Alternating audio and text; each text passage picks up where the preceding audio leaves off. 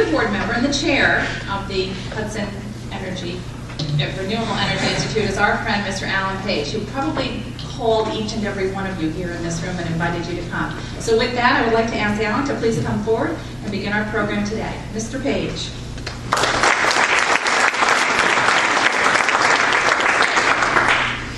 Denise, thank you.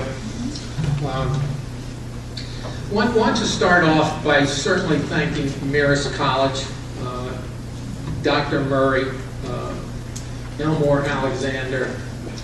If it weren't for these individuals, we all would be out in a tent right now.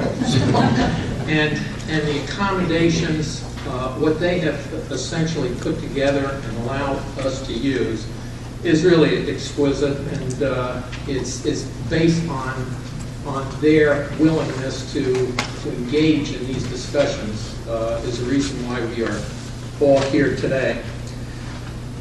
Also want to personally thank Charlie Frenny, Denise Van Buren, and Elmore Alexander, who have been specifically part of the committee that has put this together, and especially when it comes to Denise, who at 4 in the morning is mailing you stuff.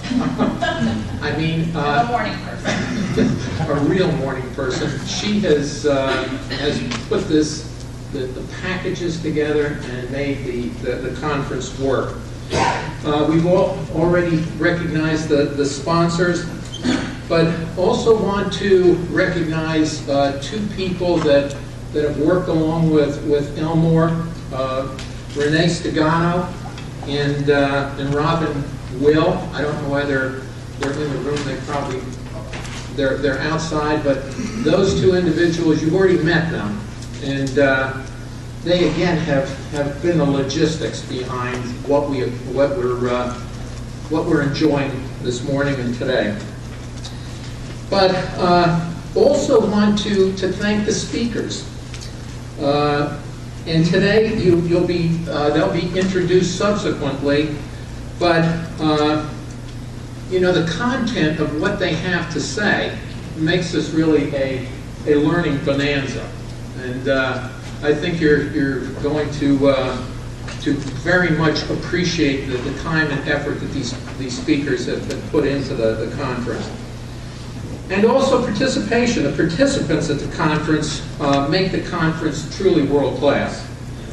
Whether from banking, the power industry, county, state, federal government, higher education, or the professions, you have resumes and experience that demonstrate your capabilities to significantly impact renewable energy policy in the future.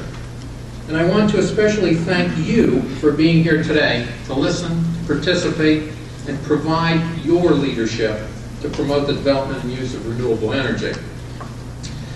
Now, there was, about a year or so ago, there was a graduate of Marist College that came back to the campus.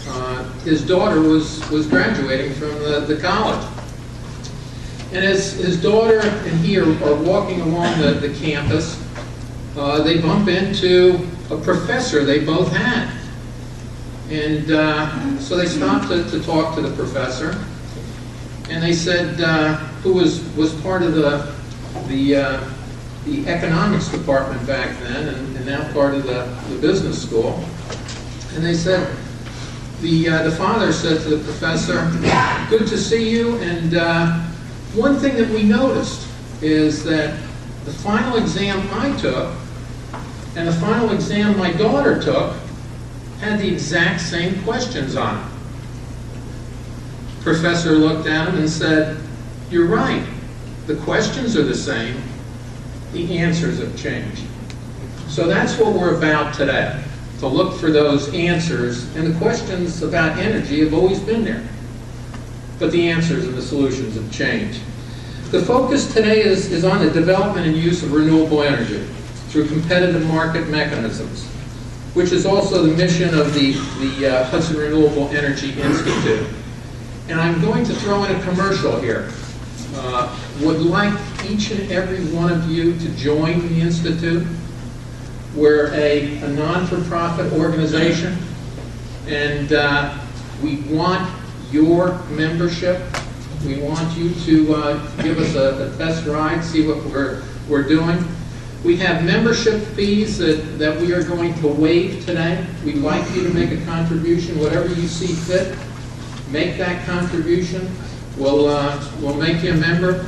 Give us a test run and see how we do. But we'd like you all to become members. End of commercial. We stand at an electric energy crossroad today, most specifically in New York State. Arguably, electricity has made New York the Empire State, but at the same time has caused waste, air, visual cost impacts, which society finds unacceptable. The renewable electric generation concept was put in place to address many of these societal concerns. At the same time these electric generation concerns were developing, society was providing the mechanism that support renewable energy use and development.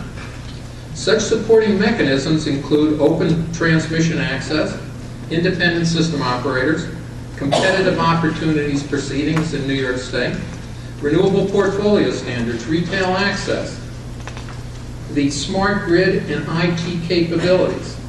How best to draw all these mechanisms together is the focus of the conference today. How best to, today, much of the emphasis has been on centralized coordination of supporting mechanisms. The discussions today revolve around a truly competitive electric energy marketplace as a means to provide for that coordination. Since the time of Edison over 100 years ago, the generation and distribution of electric energy has changed substantially. One of the largest changes is an appreciation of the value of the source of generation. A unit of energy, whether a kilowatt or a megawatt hour, from a solar generating facility, has attributes which many of us would agree are much superior to attributes accruing from coal-fired generation. Typically in a competitive market-based economy, product attributes sell at different prices. A pound of Black Angus beef sells for a higher price than a pound from a Hereford cow.